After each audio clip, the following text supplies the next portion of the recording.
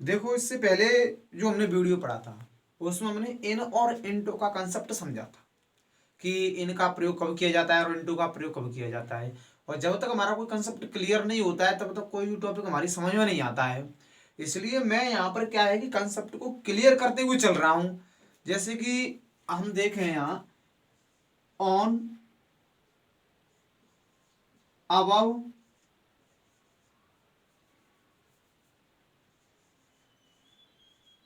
और over.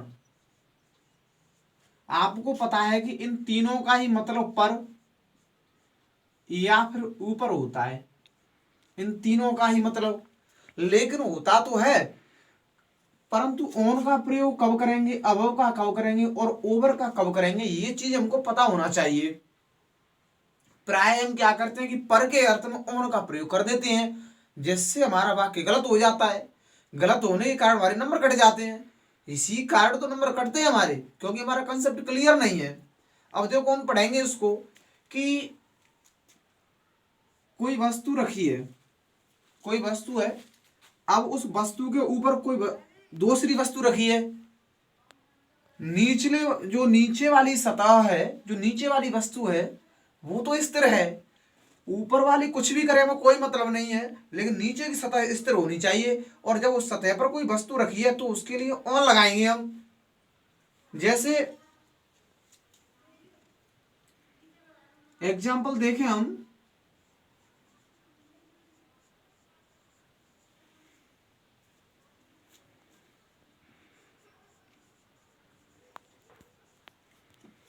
There is a book on the table.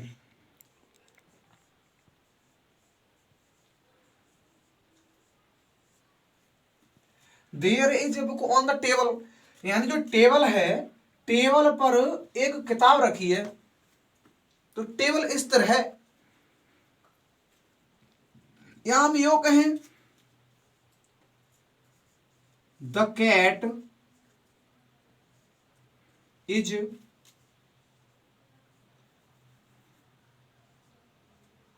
Spring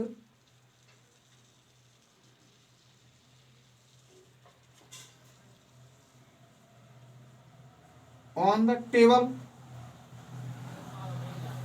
the cat is springing on the table, यानी जो बिल्ली है वो टेबल पर उछल रही है।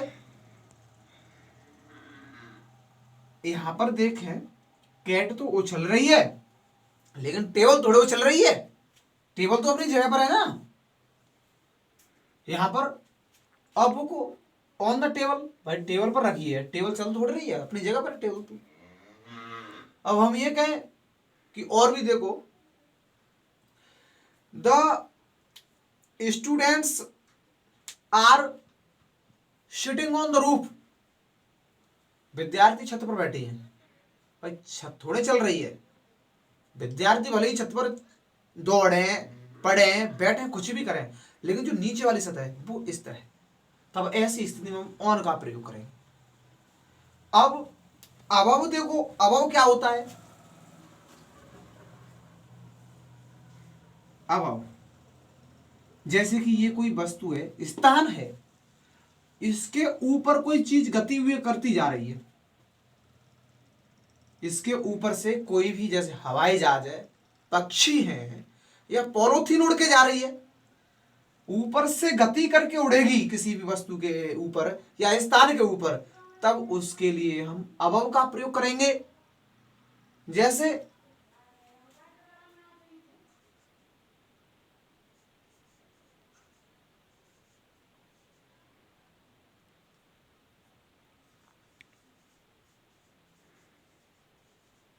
The aeroplane is flying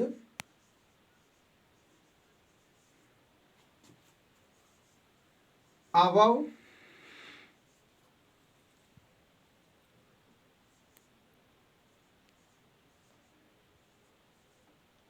houses. The aeroplane is flying above houses, यानी जो एरोप्लेन है, एरोप्लेन घरों के ऊपर उड़ रहा है। एरोप्लेन घरों के ऊपर उड़ रहा है, एरोप्लेन घरों को स्पर्श नहीं कर रहा है। हम इसको ऐसे भी कह सकते हैं कि एरोप्लेन जहाज है, हवाई जहाज है, वो घरों पर उड़ रहा है।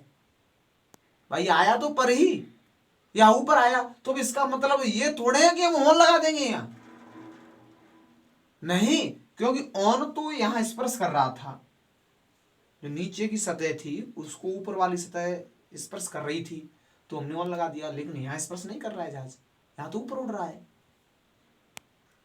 तो हम अबव का प्रयोग करेंगे। The aeroplane is flying above houses. अच्छा अब दोबारा देखो,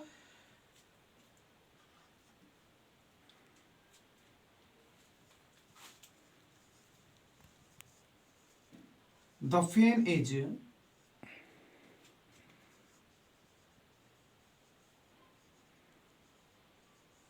hanging over my head. The fan is hanging over my head, यानी जो पंखा है वो मेरे सिर के ऊपर टंगा है। पंखा टंगा है ना, पंखा चल नहीं रहा है। अब ऐसा नहीं है कि पंखा एक जगह से दूसरी जगह पर जा रहा हो, ऊपर भले ही फिरता रहे उससे कोई मतलब नहीं, लेकिन वो स्थिर तो है। अब ऐसा नहीं है कि वो चलता जा रहा हो पंखा हवाई जहाज की तरह, नहीं चल रहा है, अब वो स्थिर है। अगर ऊपर कोई वस्तु स्थिर है तो हम ओवर लगाएंगे,